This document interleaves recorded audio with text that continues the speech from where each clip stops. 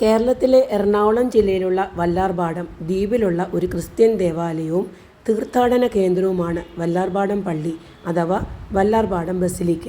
ഏകദേശം 1 കോടിയോളം വിശ്വാസികൾ എല്ലാ വർഷവും ഈ ബസിലിക്കയിൽ സന്ദർശനം നടത്തുന്നു. 1524 പോർച്ചുഗീസുകാരാണ് ഈ ഒരു ദേവാലയം നിർമ്മിച്ചത്.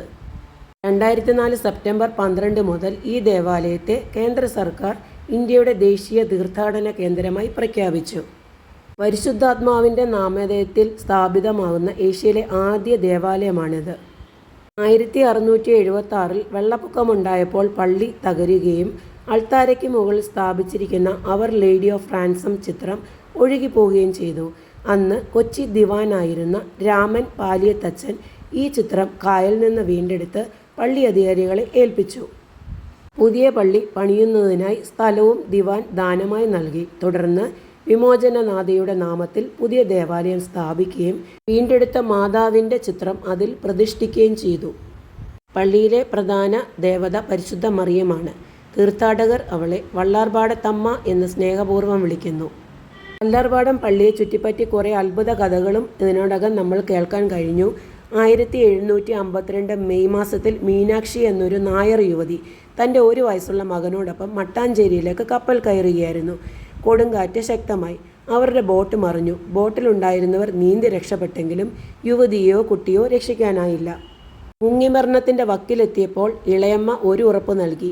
രക്ഷിക്കപ്പെട്ടാൽ താനും മകനും വല്ലാർപാടത്തമ്മയുടെ അടിമകളായി തുടരുമെന്ന് അവർ വാഗ്ദാനം ചെയ്തു. ആ സമയത്ത് ഇടവ വികാരി ഒരു സ്ത്രീ മുങ്ങി മരിക്കുന്ന ഒരു സ്വപ്നം കണ്ടു. സ്വപ്നത്തിലെ നിർദ്ദേശപ്രകാരം നദിയിൽ വല വീശാൻ മത്സ്യത്തൊഴിലാളികളെ അയച്ചു. 3 ദിവസത്തിന് ശേഷമാണ് മീനാക്ഷി അമ്മയും മകനെയും രക്ഷപ്പെടുത്തിയത്. സംഭവത്തിന് ശേഷം അമ്മയും മകനും മദർ മേരിയുടെ അടിയുറച്ച ഭക്തരായി തീരുകയും ക്രിസ്ത്യാനികളെ സ്നാനം സ്വീകരിക്കുകയും ചെയ്തു. അവർ പള്ളിമുറ്റത്താണ് താമസിച്ചിരുന്നത്. കുടുംബം ഇപ്പോഴും പള്ളിക്ക് സമീപമാണ് താമസിക്കുന്നത്. ക്ഷേത്രത്തിനുള്ളിൽ സ്ത്രീയുടെയും കുഞ്ഞിൻ്റെയും ചിത്രം ഇപ്പോഴും കാണാം. പള്ളിയുമായി ബന്ധപ്പെട്ട് മറ്റ് അത്ഭുത കഥകളും ധാരാളമുണ്ട്. അവയിൽ ചിലത് വലുതാണ്, ചിലത് ചെറുതാണ്. കുട്ടികളില്ലാത്ത ദമ്പതികൾ അമ്മയെ സന്ദർശിക്കുന്നു. അവർക്ക് കുട്ടികൾ ഉണ്ടാകുന്നു. രോഗികൾ അവരുടെ സങ്കടങ്ങൾ അറിയിക്കുന്നു. അവർക്ക് രോഗശാന്തി കിട്ടുന്നു. ആയിരക്കണക്കിന് ആളുകളുടെ ജീവിതത്തിന് വല്ലാർപാടം അമ്മ അഗാധമായ സ്വാധീനം ചെലുത്തിയിട്ടുണ്ടെന്നാണ് വിശ്വാസം. അമ്മയെ ശുദ്ധമായ സ്നേഹത്തോടും ഭക്തിയോടും വിളിച്ചാൽ അവൾ സ്നേഹത്തിൻ്റെയും അനുഗ്രഹത്തോടെയും പ്രതികരിക്കും. വല്ലാർപാടത്തമ്മ എന്നറിയപ്പെടുന്ന യേശുവിൻ്റെ മാതാവായ പരിശുദ്ധ കന്യാമറിയാമൻ്റെ അനുഗ്രഹം തേടി ജാതി മത ഭേദമന്യേ ലോകത്തിൻ്റെ നാനാഭാഗത്തു നിന്നും ആളുകൾ പള്ളിയിൽ പോകുന്നു. ഇവിടുത്തെ പ്രധാന നേർച്ചകളിലൊന്നാണ് ചൂല് എടുത്ത് മുറ്റമടിക്കുക എന്നുള്ളത്. ആ മുറ്റം ഒരു ആഗ്രഹം നമ്മൾ മനസ്സിൽ വിചാരിച്ച് ആ ഒരു ചൂല് വെച്ചിട്ട് അവിടെ നമ്മൾ മുറ്റമടിച്ചു കഴിഞ്ഞാൽ നമ്മുടെ ആഗ്രഹം സാധിക്കുമെന്നാണ് അവിടുത്തുകാർ പറയുന്നത്. അങ്ങനെ കുറേ ആചാരങ്ങളും വ്യത്യസ്തമായ പല പല ആചാരങ്ങൾ ഉള്ള ഒരു പള്ളി തന്നെയാണ് ഈ വല്ലാർപാടം പള്ളി. കടലിൽ പോകുന്ന മത്സ്യത്തൊഴിലാളികളെ മാതാവ് സംരക്ഷിക്കും എന്നുള്ളൊരു ഉറപ്പ് മത്സ്യത്തൊഴിലാളികൾക്ക് ഉണ്ട്. അതിനാൽ അവർ കടലിൽ പോകുന്നതിന് മുന്നേ തന്നെ ഇവിടെ വന്ന് പ്രാർത്ഥിക്കുകയും അതുപോലെ തന്നെ പുതിയ എന്തെങ്കിലും ഉപകരണങ്ങളൊക്കെ വാങ്ങിക്കുമ്പോൾ ഇവിടെ കൊണ്ടുവന്ന് വെച്ച് പ്രാർത്ഥിച്ചിട്ടേ അവരത് കടലിൽ ഇറക്കാറുള്ളൂ. അങ്ങനെ ഒരു വിശ്വാസം ആ ഒരു പ്രദേശത്തുള്ളവർക്ക് ധാരാളമായിട്ടുണ്ട്.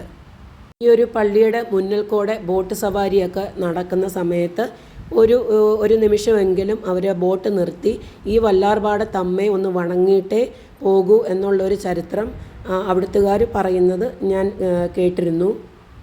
അതുപോലെ തന്നെ പാലിയത്തച്ഛൻ ഈ ഒരു പള്ളിയിലേക്ക് ഒരു കെടാവിളക്ക് സംഭാവനയായിട്ട് നൽകി. അതിലേക്ക് ഒഴിക്കാനുള്ള എണ്ണയൊക്കെ ആണെങ്കിലും ഇപ്പോഴാണെങ്കിലും കൊട്ടാരത്തിൽ നിന്നാണ് അത് കൊടുക്കുന്നതെന്നാണ് ഐതിഹ്യം. പള്ളിക്ക് ചുറ്റിനുമായിട്ട് ഒരു റോസറി പാർക്കും അവർ നിർമ്മിച്ചിട്ടുണ്ട്. അതായത് യേശുവിൻ്റെ ജനനം മുതൽ ഉയർത്തെഴുന്നേൽപ്പ് വരെയുള്ള എല്ലാ കാര്യങ്ങളും അതിനകത്തുനിന്ന് നമുക്ക് മനസ്സിലാക്കാൻ പറ്റും.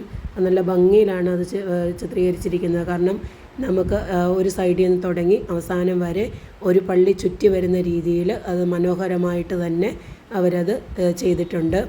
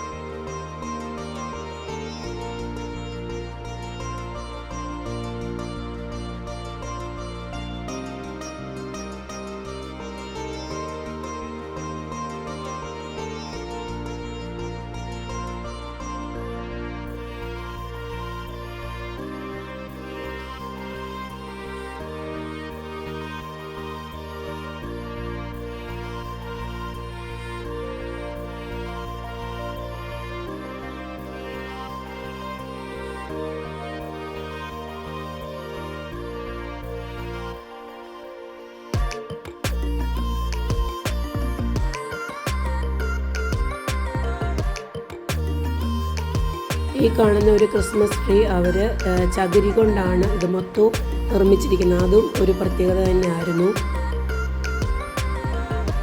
അങ്ങനെ ഇത്തവണ വല്ലാർപാടം അമ്മയെ സന്ദർശിക്കാനും അനുഗ്രഹം നേടാനും സാധിച്ചു. ഇത് കണ്ടുകൊണ്ടിരിക്കുന്ന എല്ലാവർക്കും ഒരു അനുഗ്രഹവും സമാധാനവും ഒക്കെ കിട്ടട്ടെ എന്ന് ആശംസിക്കുന്നു. അപ്പോൾ എപ്പോഴും പറയുന്ന പോലെ തന്നെ എൻ്റെ വീഡിയോസ് ഇഷ്ടമുള്ള എല്ലാവരും please like, share and subscribe. അപ്പോൾ ഇനി ഒരു അടിപൊളി വീഡിയോ ആയിട്ട് വരുന്നവരേക്കും ബൈ.